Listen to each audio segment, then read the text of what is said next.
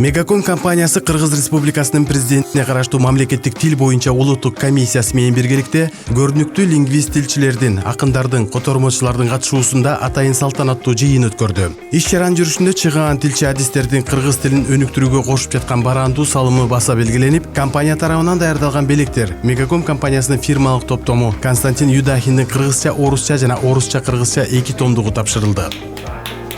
Айтмакчы, бул баалуу сөздүктөрдү кайрадан басып чыгаруу мобилдик оператордун колдоосу менен ишке ашырылган. Мындан тышкары мамлекеттик тил боюнча улуттук комиссиясы тарабынан кыргыз тилин өнүктүрүүгө кошуп жаткан салымы үчүн мобилдик оператордун кызматкерлерине сыйлыктар тапшырылды. Компаниянын котормочусу Сүйүн Молдогазиева, кыргыз тили төш белгиси жана кыргыз тилиндеги жарнамалар тексттер менен иш алып барган Адил Иптаров ардак грамота менен сыйланышты. Мегаком мобилдик оператору үчүн улуттук баалуулуктарыбыз, тилибиз, маданиятыбыз өзгөчө мааниге ээ. Бул багытта Мегаком тарабынан колдоого алынып, ишке ашырылган бир катар долбоорлор бар.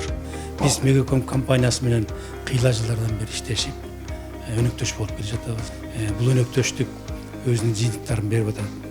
Анан эми бүгүн ошо тилдин 30 жылына карата чогуу кыргыз элине чоң кызмат кылган ар түрдүү тармактагы адистерди чакырып, Мегаком аларга жакшынакай белектерин тапшырды.